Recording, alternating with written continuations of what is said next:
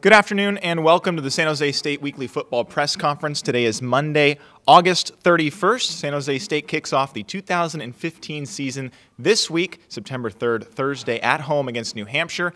7 o'clock kickoff. For those of you in the area, tickets are available at 408-924-7589 or sjsuspartans.com.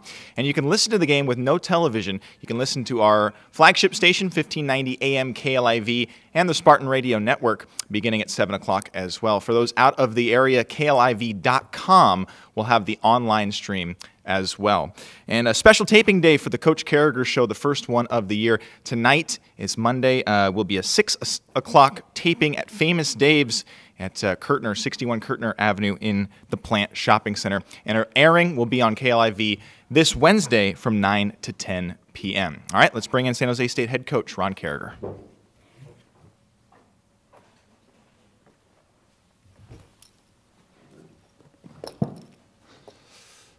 Thank you, Justin. Appreciate it. Good afternoon, everyone. Welcome. It seems like it's been a while. The last press conference was, I believe, Bay Area Media Day, and a lot's gone on since then. We've had a lot of 20-plus some practices, and the team's been working hard and really encouraged with the team and their attitude, the mixing of our first-year players with the returning players that we have in our program. That's always an exciting part of what we do. Coaching at the intercollegiate level is mixing those groups. So very encouraged. It's gone well. Fall camp's been good.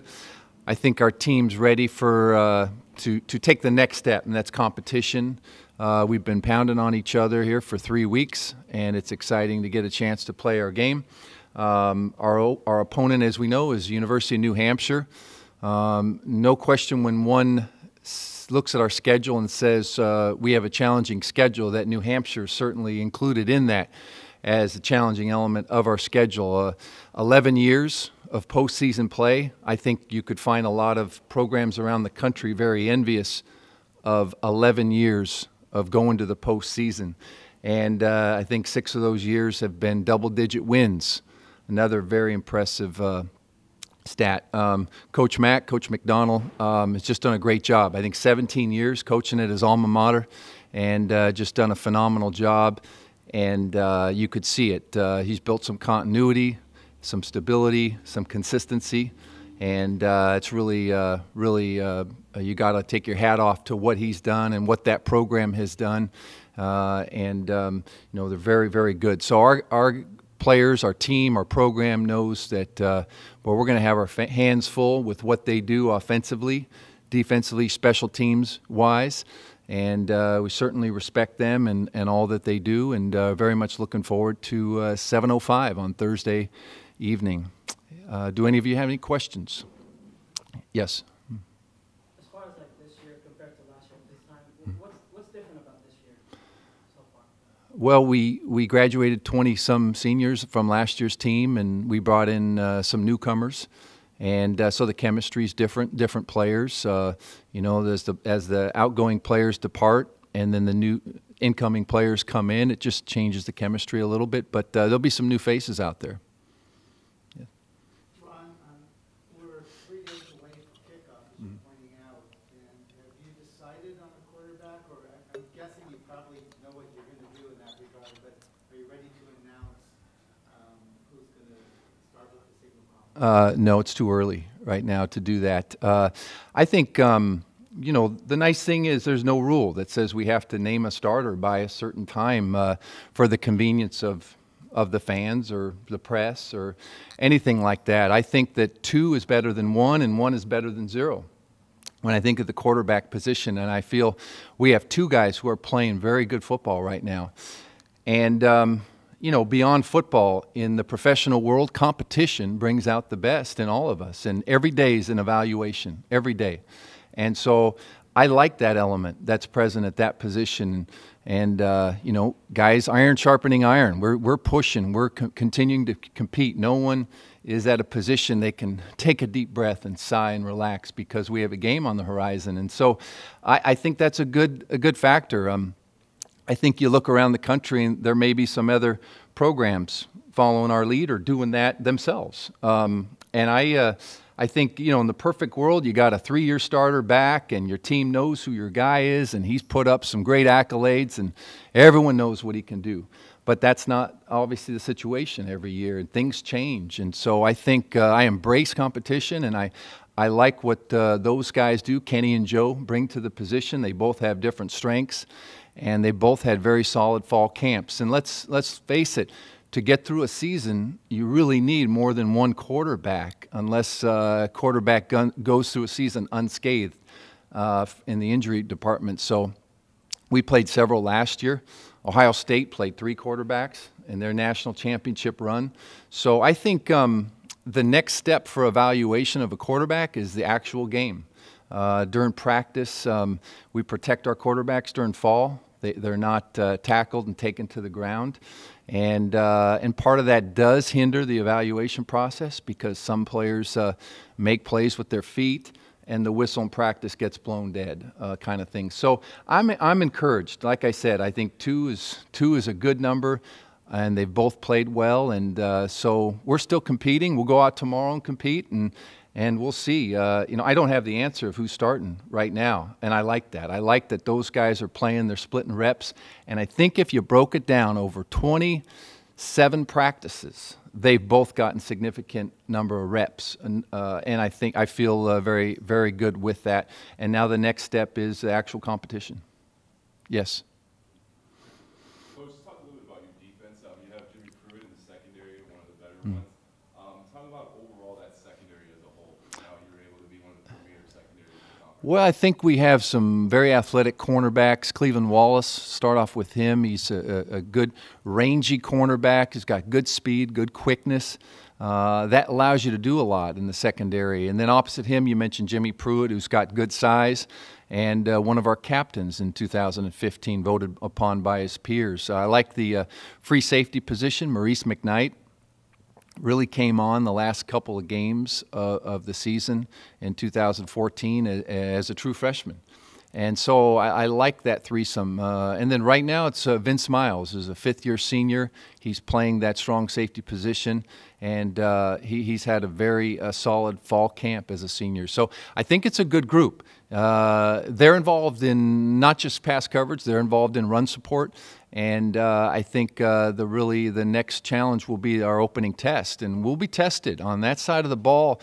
New Hampshire does, I think many people know Chip Kelly and what he did at Oregon. A very wide open spread offense came from New Hampshire prior to Oregon, and they do a lot of things offensively that can create very significant challenges for your defense from a sense of alignment and knowing your assignment and so forth. So our guys have their hands full. Our secondary has its hands full. And then you talk about returning veteran quarterback, Sean Goldrich, who's led his team to the semifinals of the FCS playoffs.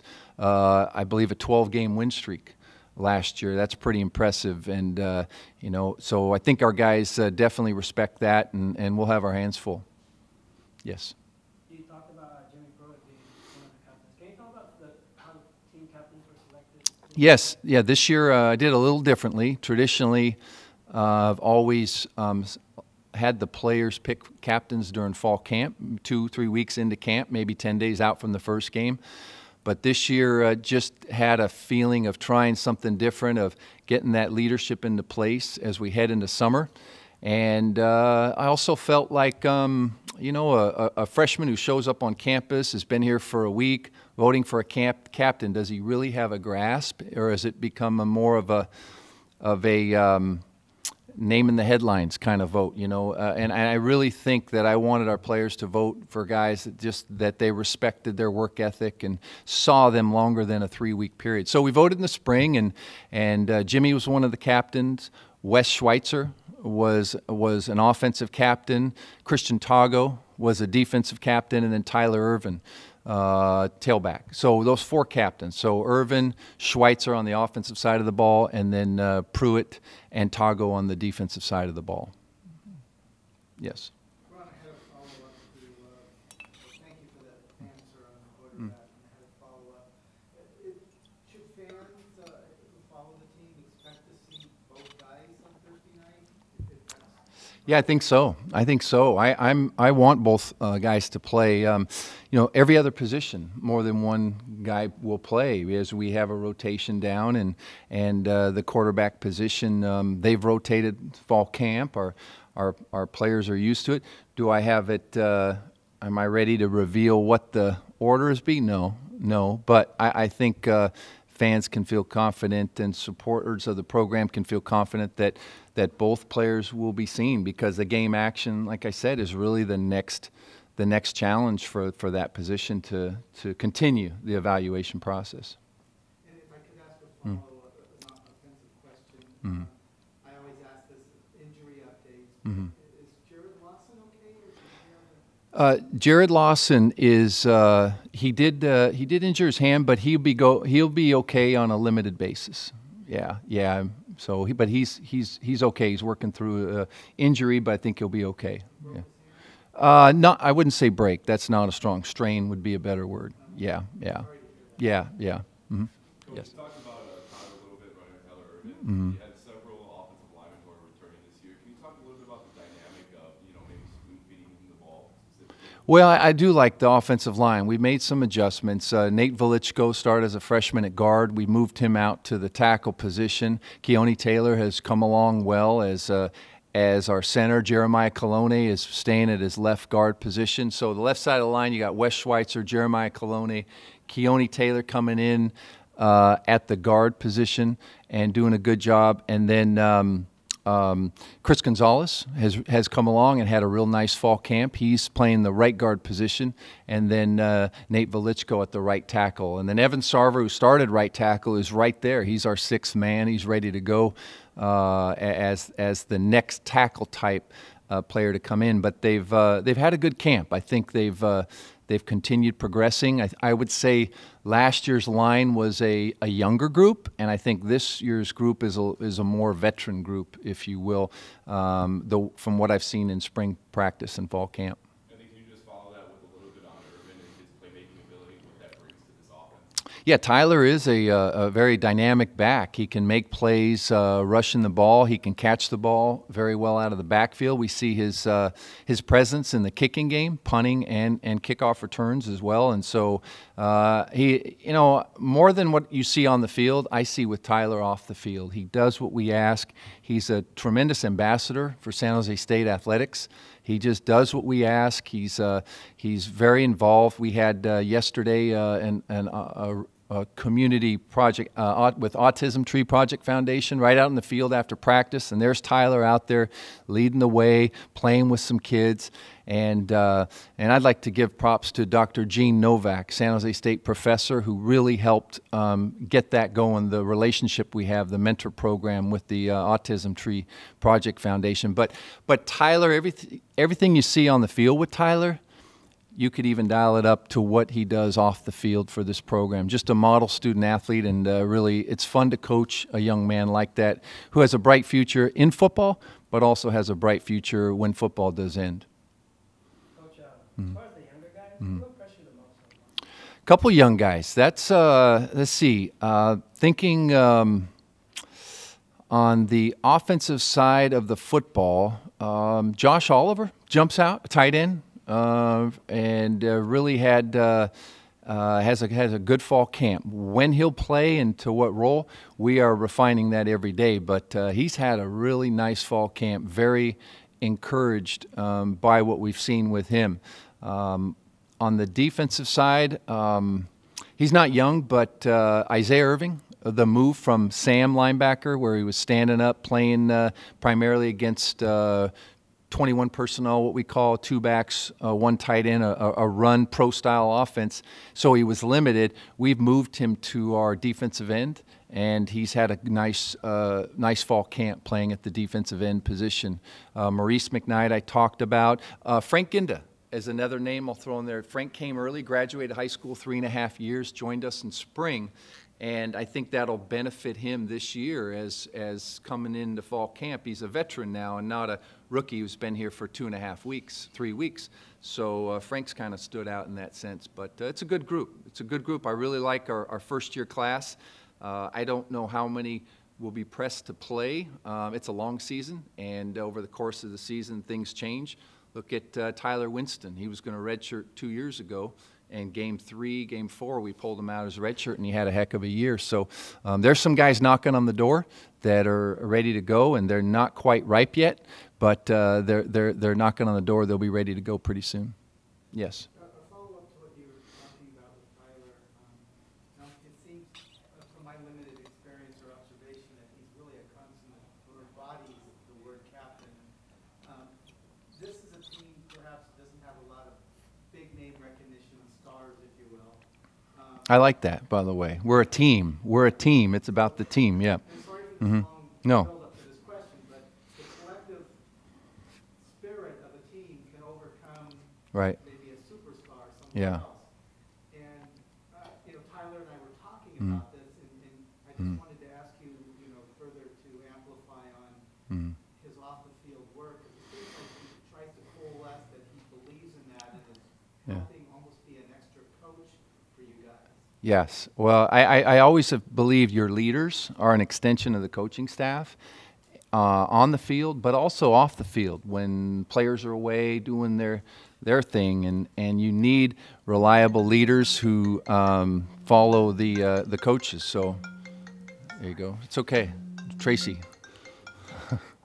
But to answer your question, he really does. Tyler buys into the student athlete where he takes pride in his studies. He's going to graduate this semester from San Jose State, and he's always been a team player. Prior to my arrival, he'd played in the secondary played cornerback, and could have had a nice career there. But the thought is he's such a good athlete, you want the football in his hands. And he would do what we asked him to do. So I think that to take your step further is he's been an instrumental part of this program off the field.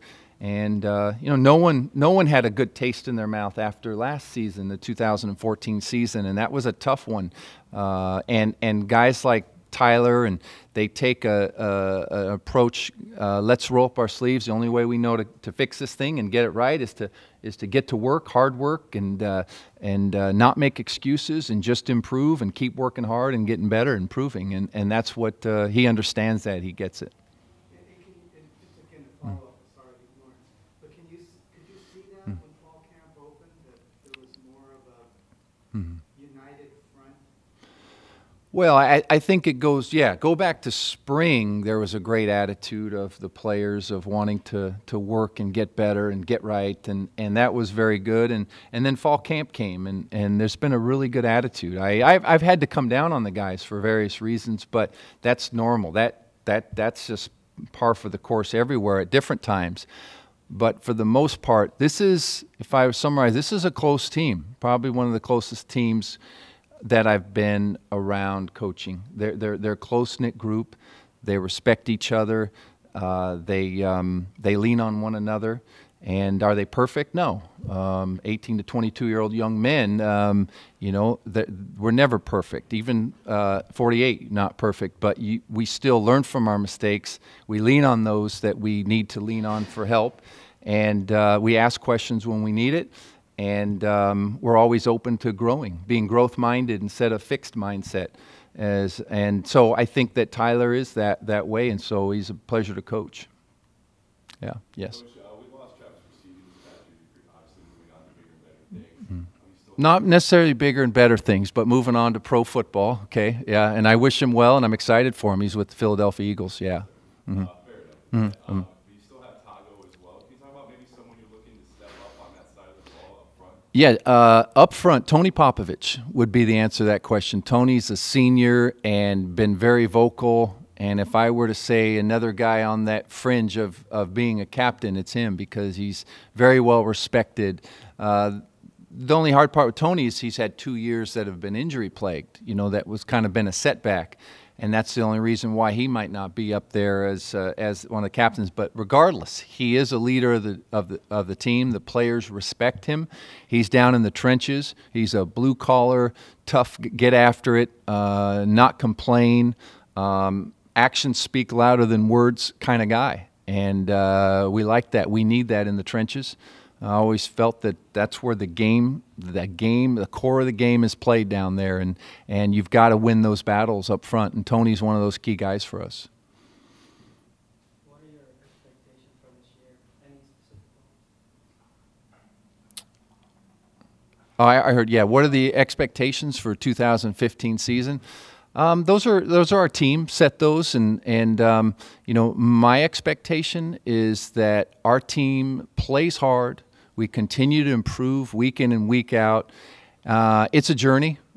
A season is a journey, a long journey, and to pin it down to, you know, a line drawn in the sand and say X number of wins is this or that, I think that's far too limiting. I really do believe that if our players continue to grow and develop like I've seen, I'm very encouraged by that. I want a team that plays hard, that plays fast, that plays physical, and takes care of the process. And as Coach John Wooden, a great quote, if you take care of the process, you often get the desired end result. Not always, because you know, certain things are out of your hands, but if you take care of the process, you often get the desired end result. And we want to have success, and we want to have a great season, one that San Jose State University can be proud of, and be proud of our young men who go out and represent us and lay it on the line every Saturday.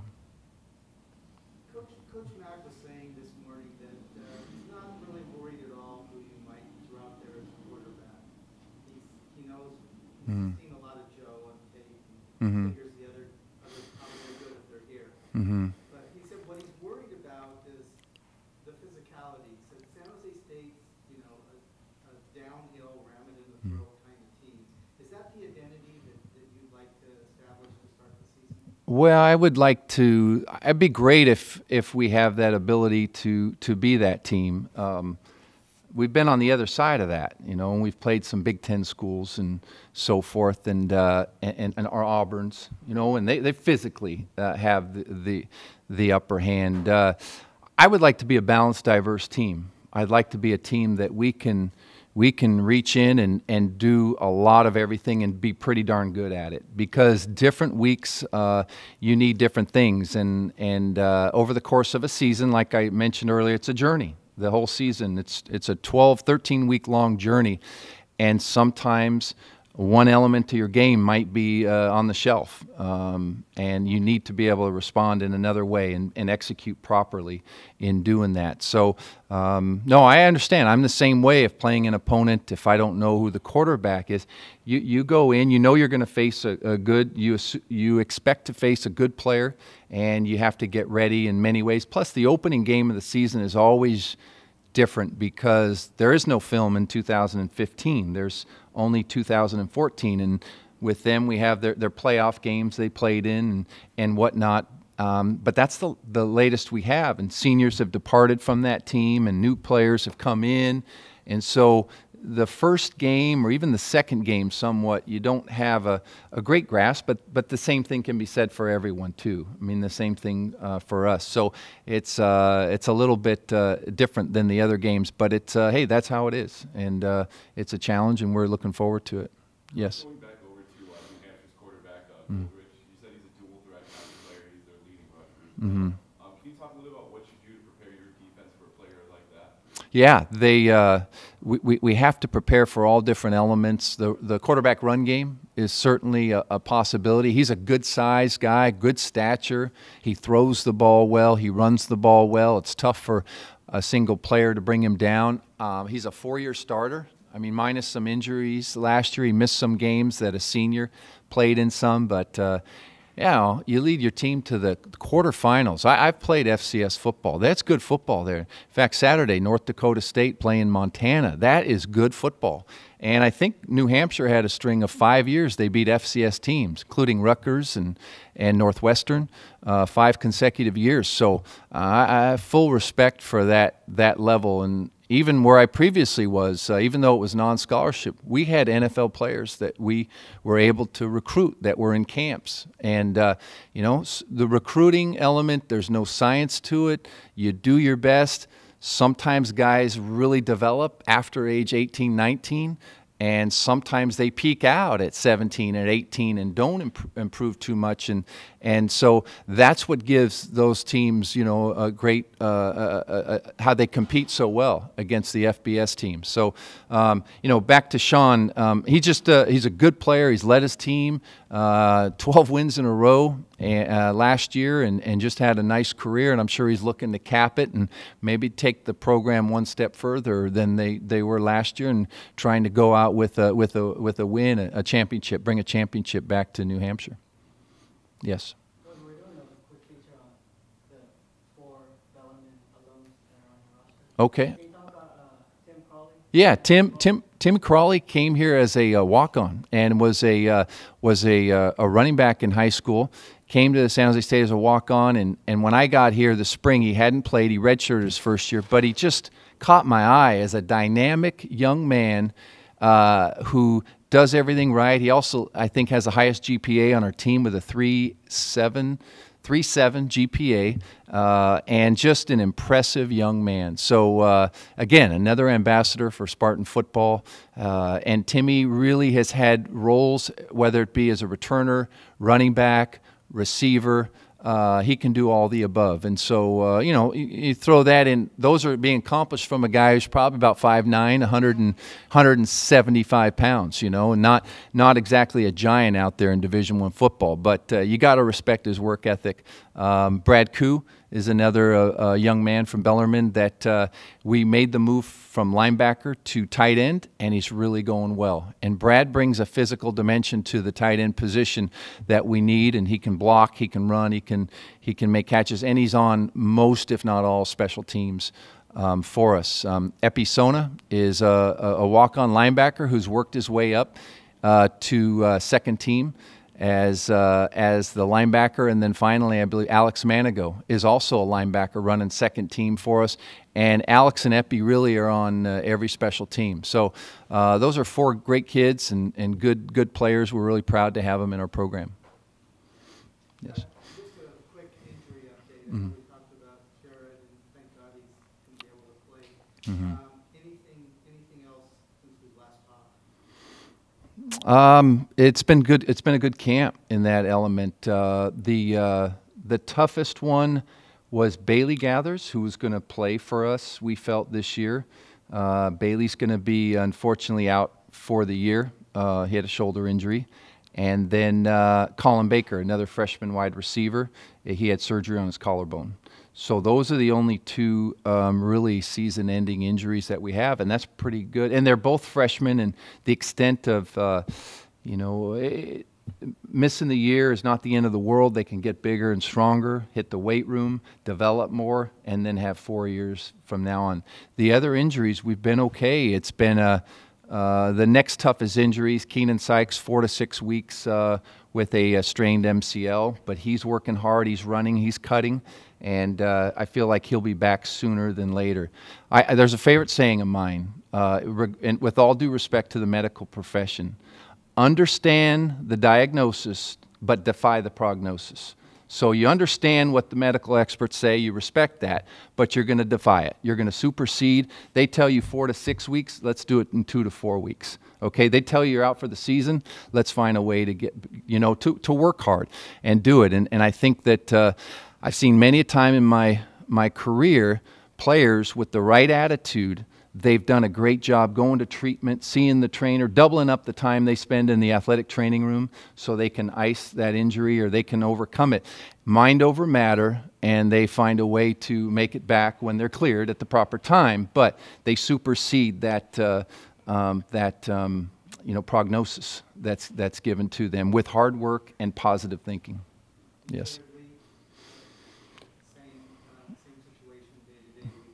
Yes, yeah. Jared, right. He's temporarily being withheld right now, but we look forward to his healthy return. Yes. All right, everyone. Thank you for joining us today.